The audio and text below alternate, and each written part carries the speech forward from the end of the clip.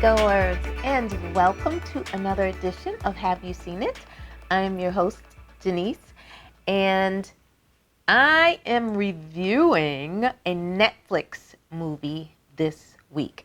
Now, before I get into the review, I'm sure most of you, if not all of you, know that we've got a writer's strike happening in Hollywood, and actors have joined the picket line as well. So I say all that to say that some of my reviews may be more Netflix or Hulu centered until, movies come out that have not already been in the can. So everything that's out in the theaters now or that you see as a recently added movie on a streaming platform, it's already been done. So prior to the strike that's going on now, those things have already been done. So that's why we're still able to see what we're seeing in the theaters. But just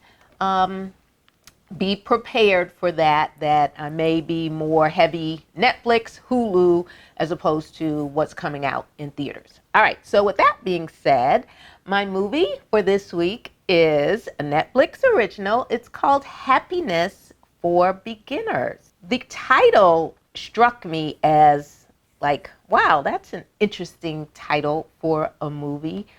What could it possibly be about in terms of happiness for beginners? So, of course, I clicked on, and this movie was a really, really cute movie, for lack of a better term. It stars Luke Grimes. So if you are a Yellowstone fan like I am, you will recognize him from the Yellowstone series. And Ellie Kemper. And I've not seen her before, so I'm not familiar with her. But they play the characters Helen and Jake, respectively.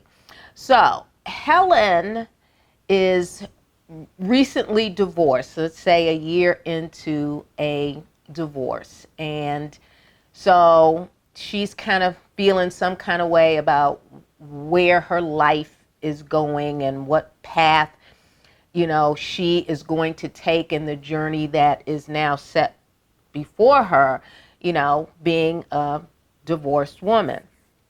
Jake is the best friend of Helen's younger brother. So we've got a little age difference there. Not too much, but, he's clearly probably a little bit younger.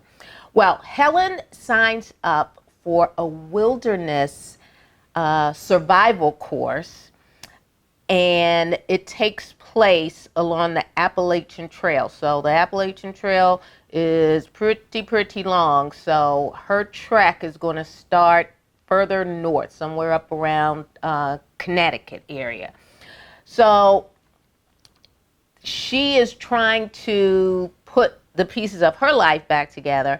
And when she meets the group that's going to be taking this wilderness hike, this wilderness trek along with her, she meets some really, really interesting characters on this trek.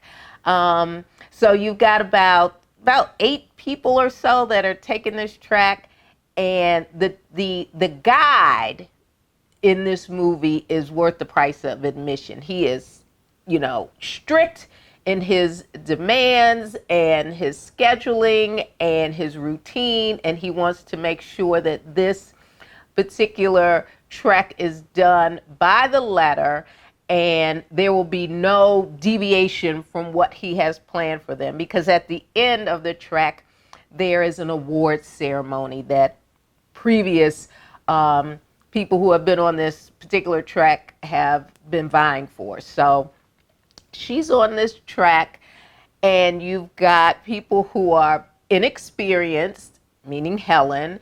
You've got people that are kind of quirky in their personalities. You've got a person who is, how you always have in a group, there's that one person who thinks they are the instructor and could do the instructor's job. So you've got that type of personality on this trip as well. And you've got people who are just, sunny and bright and excited to take this journey. So you got all these different personalities together on this track. But guess what? Helen realizes that Jake is also on this track. And she's wondering, what are you doing here? And tries to kind of act like she really doesn't know him.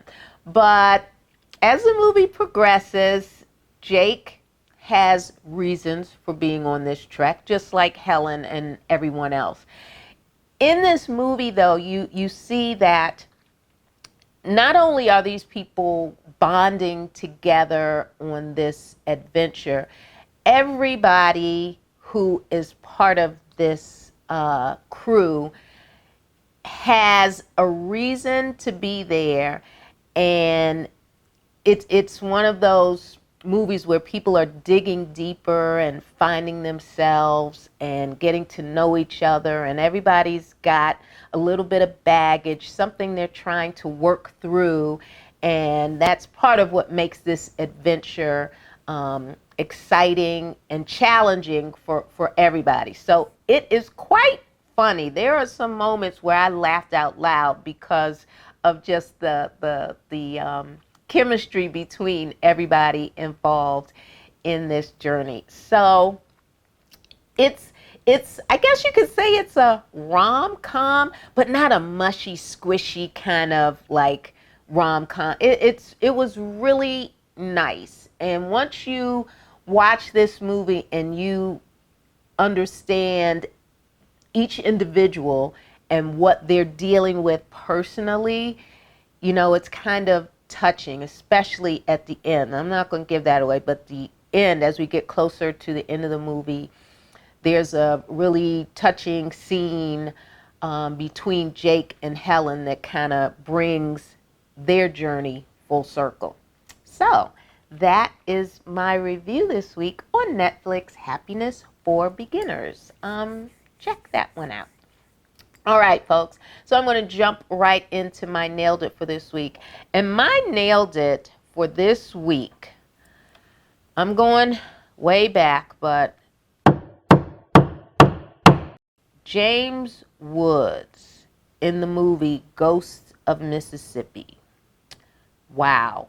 He plays the part of Byron Della Beckwith, the gentleman who murdered Medgar Evers many, many years ago.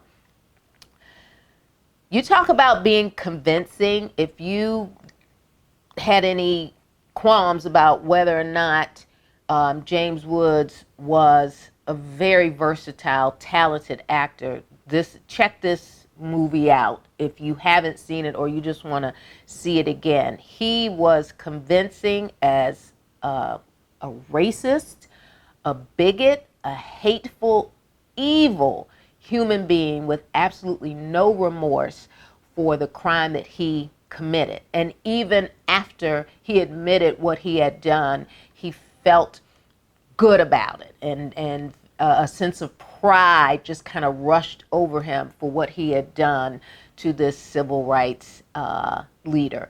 So that is my Nailed It. It was a very good movie, hard to watch, of course, but James Woods is my Nailed It for this week, Ghost of Mississippi. All right, folks, so you can subscribe to our YouTube channel. Make sure you hit that like button and keep hitting that like button.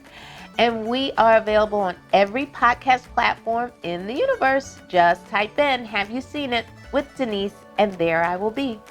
All right, folks, you know what to do. Until next week, I need you to go see a movie because I'm going to see a movie.